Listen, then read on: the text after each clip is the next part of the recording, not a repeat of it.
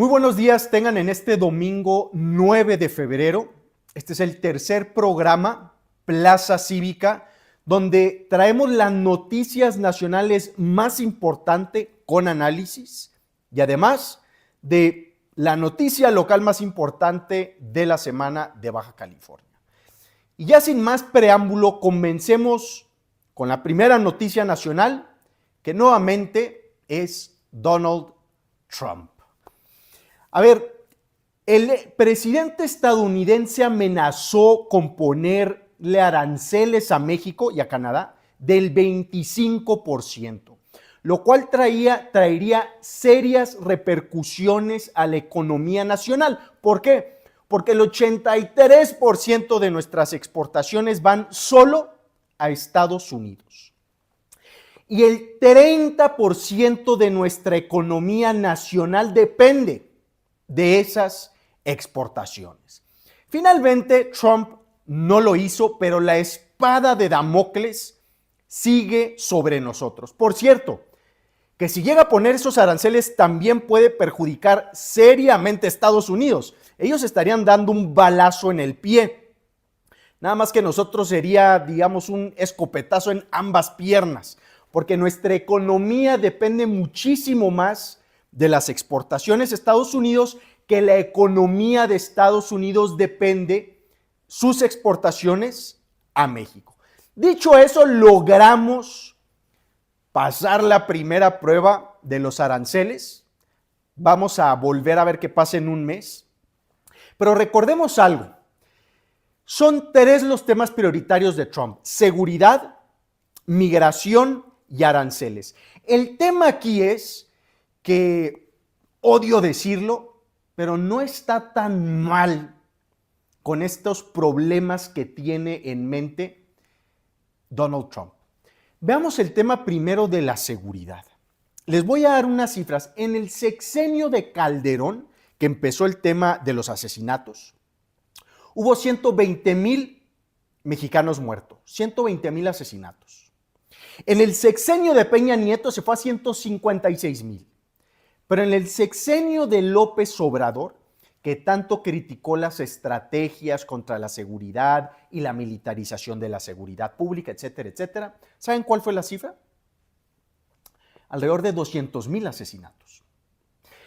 Pero ahora veamos los desaparecidos. En el sexenio de Calderón, que empezó esta locura de la guerra contra el narcotráfico, 17,000 desaparecidos. Peña Nieto, 33,000. López Obrador, 52,000. Ahí está la estrategia de abrazos, no balazos, que afortunadamente la presidenta Claudia Sheinbaum está cambiando. Pero si la seguridad es un problema para los norteamericanos, la migración también, y tiene sentido. Porque la economía mexicana en el sexenio de López Obrador solo creció 0.9% en promedio anualmente. El crecimiento en todo el sexenio de López Obrador fue de 5.5%. Es el crecimiento económico más bajo que hemos tenido desde el sexenio de Miguel de la Madrid Hurtado, cuando empezó el neoliberalismo, 1982-88. En el sexenio de López Obrador crecimos menos que en los sexenios neoliberales pasados. Más adelante, en otro programa, le daré las cifras puntuales. Por eso, porque creció tan poco la economía mexicana, hemos visto nuevamente el aumento de la migración de mexicanos a Estados Unidos como no veíamos en más o menos los últimos 20 años. Entonces llega un tipo nefasto como Trump y dice, ve los temas de seguridad en México, ve los temas de migración, y hay algo de sentido en eso. Sin mencionar las muchas visitas que hizo López Obrador sospechosamente a Badiraguato, la cuna del cártel de Sinaloa, o la carretera que construyó en Badiraguato, o cómo se refería al Chapo Guzmán como señor y lo defendió ante Estados Unidos, etcétera, etcétera. A esto agreguémosle la reforma judicial que va en contra del Tratado de Libre Comercio. Dicho eso, démosle la oportunidad a la presidenta Sheinbaum, que yo sí creo que lo ha manejado de una manera muy templada, que ha cambiado la estrategia contra la seguridad. Veremos qué pasa en un mes más. Vayamos a nuestro segundo tema, que tiene que ver con el aniversario, este 5 de febrero pasado, de la Constitución de 1917, que fue muy lamentable porque la presidenta no invitó, como si fuera su cumpleaños, al Poder Judicial, a la Suprema Corte, a la ministra Norma Piña, que es la cabeza del Poder Judicial. ¿Cuáles fueron los pretextos de la presidenta? Por cierto, nunca había sucedido algo así. No tiene precedentes.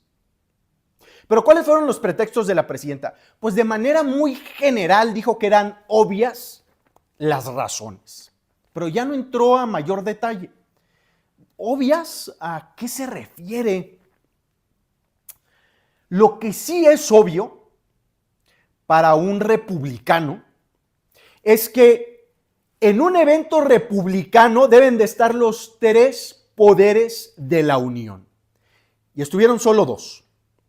Por cierto, ambos encabezados por un mismo partido político. En este caso, Morena y sus aliados. Porque Morena tiene el poder ejecutivo, pero también tiene amplias mayorías calificadas en la Cámara de Diputados y en el Senado junto con sus aliados. No estuvo el Poder Judicial y por lo tanto no es un evento republicano. Pero la segunda razón que dio la presidenta Sheinbaum fue que era una falta de respeto lo que había hecho la Corte, que se necesitaba respeto, unas cosas así muy raras, sin entrar otra vez a mayores detalles. O sea, ¿a qué se refiere la presidenta? Yo no he visto así de plano que le falte el respeto, que no sé en qué consistiría eso, un poder a otro. Lo que sí ha hecho el Poder Judicial y la Suprema Corte es actuar como un contrapeso político. ¿Qué es lo que deben de hacer ante las muchas reformas inconstitucionales del sexenio pasado y de este? Pero había una tremenda alergia a los contrapesos políticos de parte del expresidente López Obrador y ahora, desafortunadamente, de parte de la presidenta Sheinbaum. Ahora, la reforma judicial que viene con Morena, no lo olvidemos, implica realmente la absorción, sumisión, destrucción realmente del Poder Judicial en el país. No existe precedente alguno donde se vayan donde los jueces, magistrados y ministros tengan que hacer campañas políticas. Además de las muchas irregularidades que ahorita más adelante vamos a ver que ha habido en el proceso. Dicho sea de paso, cabe destacar que en este evento estuvieron los gobernadores del país, entre ellos la gobernadora de Baja California, Marina del Pilar, que es la lideresa de la Confederación Nacional de Gobernadores, la CONAGO. Y no sé si tuvieron oportunidad de ver el video donde la presidenta está saludando a toda la gente y ve a la gobernadora, pero se la salta, no la saluda. ¿Quién sabe qué problema tendrá la presidenta con la gobernadora del estado? Eso ya está dando mucho de qué hablar, pero bueno, veremos. Que quede claro, el evento pasado no fue un evento republicano y el Poder Judicial está desapareciendo. Como diría uno de los padres fundadores estadounidense, un gran teórico político, James Madison, si dos poderes están en manos de una misma persona o de un mismo grupo de personas, eso ya no es una república, a eso se le llama tiranía. Y ahora vayamos a qué es lo que está sucediendo en el Poder Judicial. Ha sido un proceso muy desasiado para nominar a los candidatos que van a hacer campaña política. A ver, recordemos muy rápido, cada uno de los tres poderes iba a llevar a cabo sus procesos internos para generar una lista de candidatos y luego estos hacer campaña política. El Ejecutivo ya tiene las suyas, muchos cercanos a Morena. El Legislativo ya tiene las suyas, muchos cercanos a Morena. Y el Poder Judicial no tiene las suyas, por acatar la ley, básicamente. Lo que sucedió es que la Suprema Corte no pudo llevar a cabo este proceso, que lo estaba llevando a cabo muy estrictamente, por cierto, a diferencia de los otros dos poderes, pero el tema es que recibió una suspensión de parte de un juez. ¿Y qué es lo que pasó? Pues que el Tribunal Electoral, que ni siquiera tiene facultades para esto, le ordenó al Poder Legislativo elegir los candidatos del Poder Judicial. O sea, imagínense la invasión aquí de esferas que estamos viendo. Y el Poder Legislativo, el Senado particularmente, lo llevó a cabo por medio de tómbola, en contra de la ley. Pero ha habido muchísimos otros casos donde vemos que el proceso ha sido tremendamente violatorio de lo que establece la misma ley aprobada por Morena. Veamos algunos ejemplos. La Constitución dice que si no se entregaban a tiempo las listas, pues no se podía hacer después.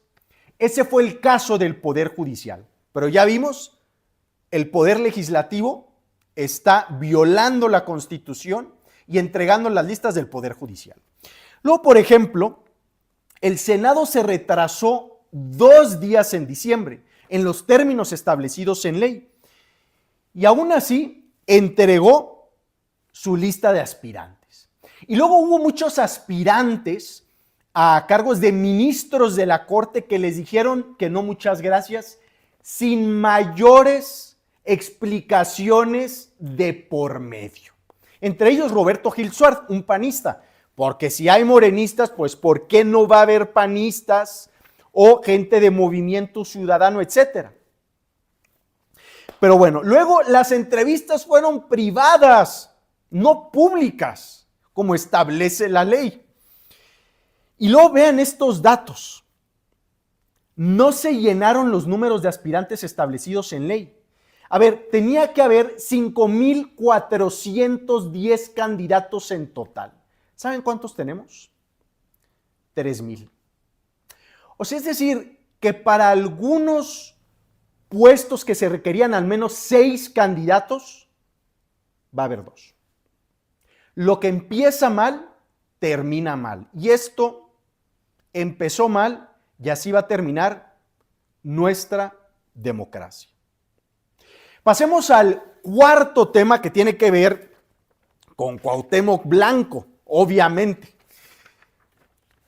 Es una historia de verdadera lástima que un exfutbolista mexicano muy reconocido pues haya terminado con muchísimos señalamientos de vínculos con el crimen organizado y muchísima corrupción cuando fue gobernador de Morelos.